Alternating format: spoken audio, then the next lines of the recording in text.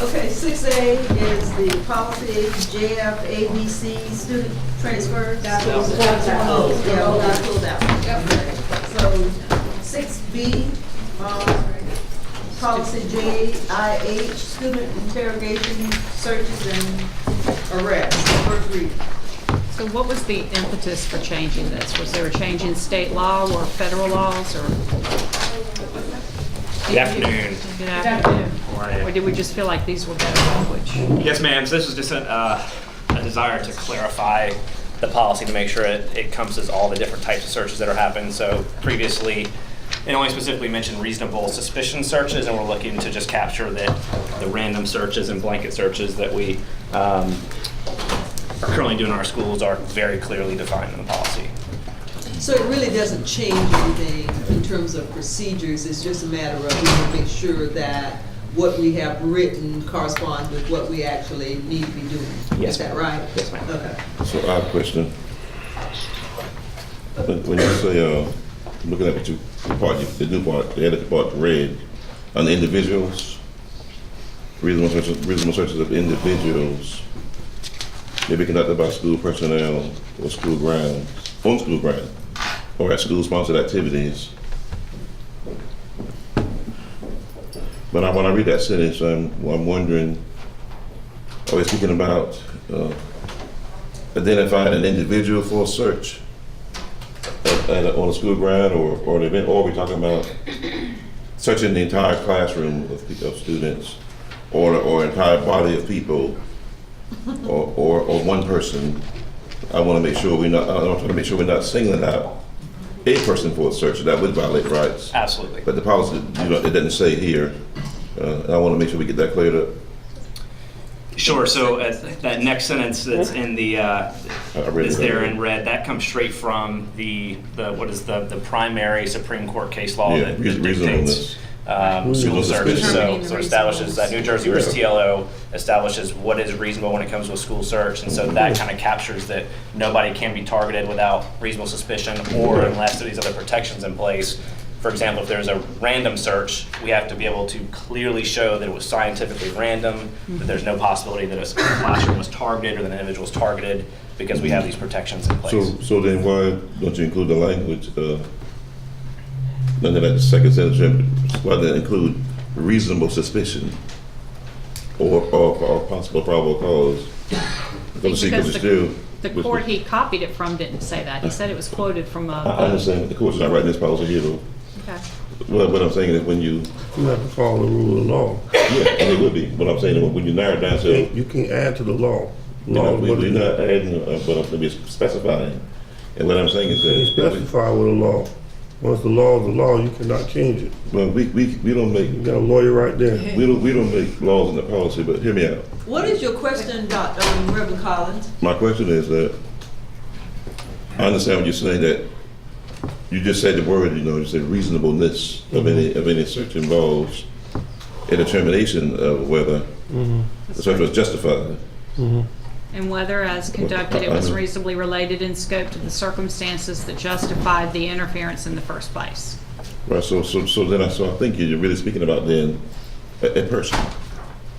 So reasonable search of individuals may be conducted by school personnel based on reasonable suspicion. Really what you're trying to say, based on reasonable suspicion. That is one of the potential areas of searches, yes, sir. We typically break down into 3 areas. We have a reasonable suspicion search, which is, I have reason to believe that you have violated a school rule and that you have evidence that would help prove that you violated that rule. Right. So that's a reasonable suspicion search. Right. We have the random searches, where we throw all the classroom numbers in a hat and draw them out, or we use a random number generator to help us with that. So we're You searching. talked about Okay. that when we had our committee of the whole meeting. Yes, ma'am. Yes, We're not trying to were- do anything to it. I just want to make sure I understand what we're approving. So the random one is pooled. You said the number's just pooled regardless. Right, we use a random number generator I to have no do that problem, no for issue us. with that. And the third one was Was a blanket search, and that's where we say we are searching everybody Everybody. who's coming either into the school, so we do that in some alternative programs, or if we have a situation where we have a threat at a football game or a basketball game, we can say we're going to search everybody that's coming in. So that would be called a blanket search. Right. Okay. And I understand we're trying to make security in place, and I'm for security. I'm for improvement. I just wanted to make sure we weren't identifying a particular person unless it was Absolutely. reasonable suspicion. That's really the language I'm looking for in the policy. The policy would say reasonable suspicion, what I would like to see. It does. I'm Keep gonna going on recognize- down. It says reasonableness. No, You keep got reading. wait a minute. Recognize- Go ahead, Joey. I don't want to assume what you're saying, Reverend Collins, Hmm? but I think what you're saying is we're not targeting certain groups or scripts or Right. whatever. Yeah. I think Right, that's- right. And it sounds like from what you've told us, you are not. And it's the Right. other, right, the other Correct. section. And You're so correct. information is Reasonable being kept as to suspicion which schools are being searched and how often. You must have that kind of data, right?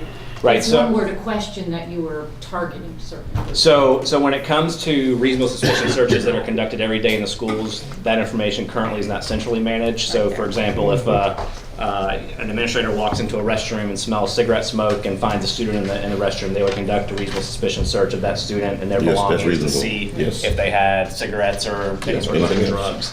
So that's not centrally reported currently, but the activities of what will become this district level search team will be tracked. Because so in high schools, all kinds of things happen, no matter what high school it is or what Absolutely. kids go there. So one would assume that we're treating them all equally. Yes, ma'am. Okay, Yes, ma'am. so we need to vote, is that right? I second the motion. Julie, will you? It should be up. And I do like how you've clearly defined reasonable suspicion further on in there with the other sentences. Yes, ma'am. Thank you. Ms. Jeffrey, Reverend Mack, how would you like to vote? Is he still on the phone? Yeah, oh, sorry, Reverend Mack.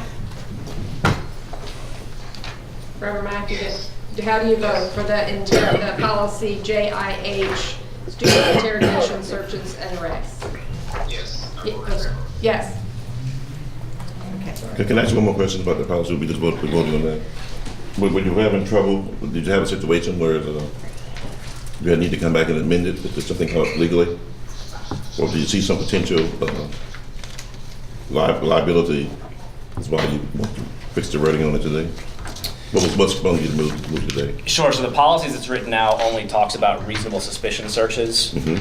even though the law allows for these other types of searches when we have these other types of searches going on in our buildings now. So they are, those types of searches, those blanket searches and random searches are considered reasonable under the law, which is what the Right. policy requires, so we have to have reasonableness standard met.